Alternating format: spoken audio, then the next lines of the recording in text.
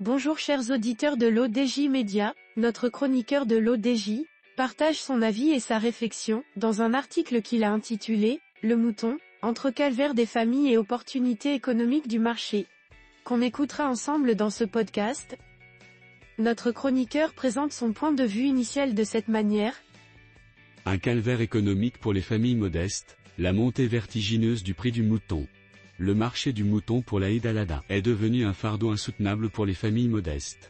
En effet, la montée vertigineuse des prix, exacerbée par les spéculateurs et les intermédiaires sans scrupules, plonge de nombreuses familles dans la détresse économique.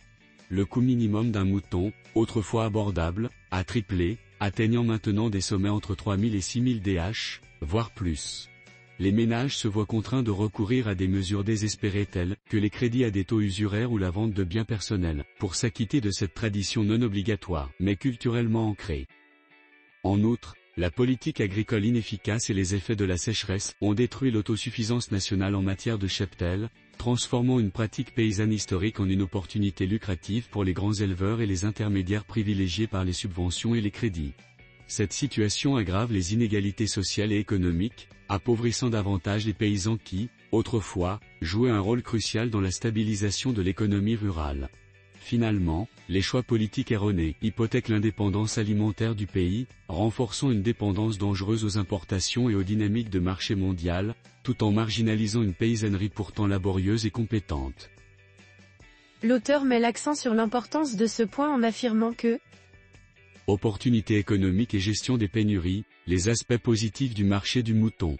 Cependant, il est essentiel de reconnaître que le marché du mouton pour la Eid al-Adha peut aussi avoir des aspects positifs pour certaines parties prenantes.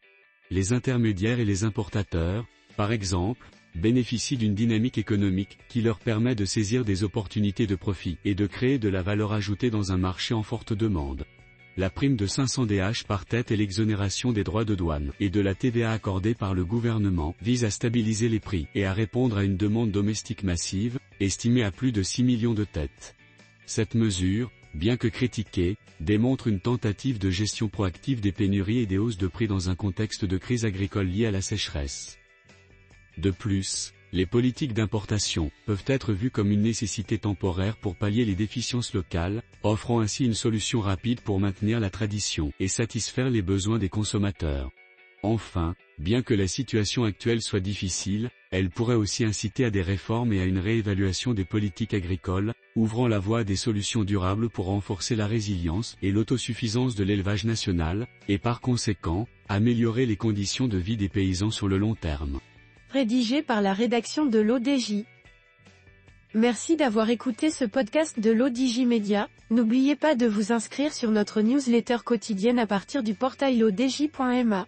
Alors, on se dit au prochain podcast de nos chroniqueurs de l'ODJ, et à très bientôt.